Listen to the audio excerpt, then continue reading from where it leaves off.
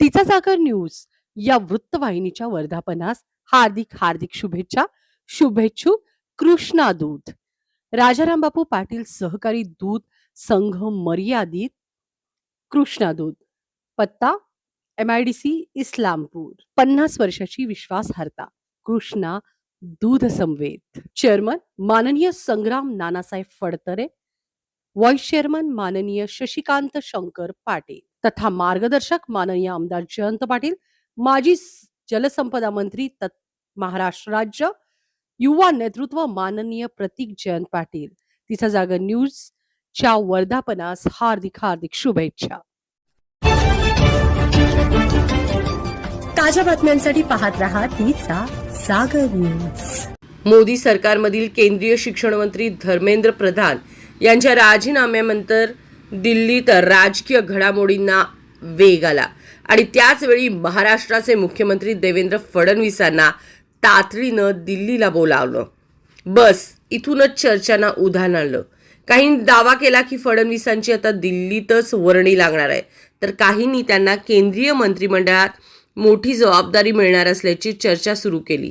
पण या सगळ्या चर्चामागची खरी इनसाइड स्टोरी वेगळीच आहे. कारण दिल्लीत जसं दिसतं तसं कधीच नसतं. धर्मेंद्र प्रधान यांच्या राजीनाम्यानंतर मोदी सरकारला मोठा राजकीय धक्का बसलाय.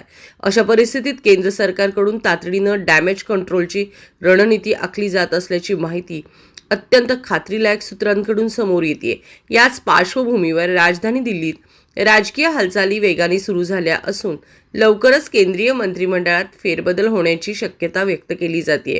आणि याच कारणामुळे मुख्यमंत्री देवेंद्र फडणवीस यांना तातडीने दिल्लीला बोलावण्यात आल्याची माहिती समोर येते. याचा अर्थ फडणवीसांना केंद्रात मंत्रिपद दिलं जाणार आहे असा निष्कर्ष काढणं सध्या तरी घाईचं ठरेल.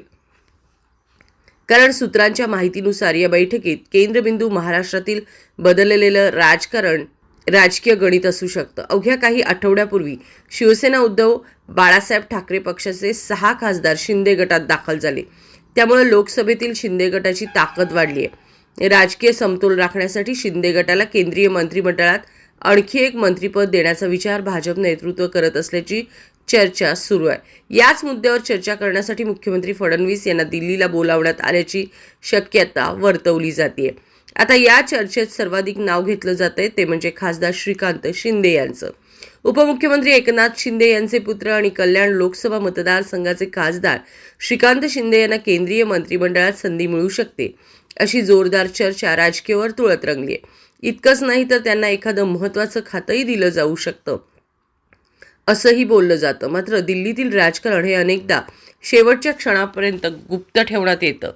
मोदी आणि अमित शहा यांच्या राजकीय रणनीतीचा अंदाज बांधणं अनेकदा कठीण ठरतं. त्यामुळे फडणवीसांना केवळ सल्ला मसलतसाठी बोलावलं आहे की त्यांच्या भूमिकेतही काही मोठा बदल होणार आहे याचं उत्तर काही दिवसात स्पष्ट होईल. आता अमित शहा आणि देवेंद्र फडणवीस यांच्या बैठकीनंतर नेमकं काय ठरतं, केंद्रीय मंत्रिमंडळात कोणाची वरती लागते आणि महाराष्ट्राच्या राजकारणावर त्याचा काय परिणाम होतो याकडं संपूर्ण देशाचं लक्ष लागलंय. अशावेळी फडणवीसांची दिल्लीवारी, श्रीकांत शिंदेंची संभाव्य एंट्री आणि केंद्रीय मंत्रिमंडळातला फेरबदल या तिन्ही गोष्टी एकमेकांशी जोडले गेले आहेत का याचं उत्तर येणाऱ्या काळात कळतं. काय वाटतं आपल्याला? खरंच केंद्रात श्रीकांत शिंदेंना मंत्रिपद मिळेल का? देवेंद्र फडणवीस ग्रीन सिग्नल श्रीकांत शिंदेंच्या पदाला देतील का? काय वाटतं आपलं? आपली कमेंट जरूर कळवा. नमस्कार, आपण पाहताय तिचा जागर न्यूज. बातमी आवडल्यास लाईक, शेअर आणि सबस्क्राईब करायला विसरू नका. नमस्कार.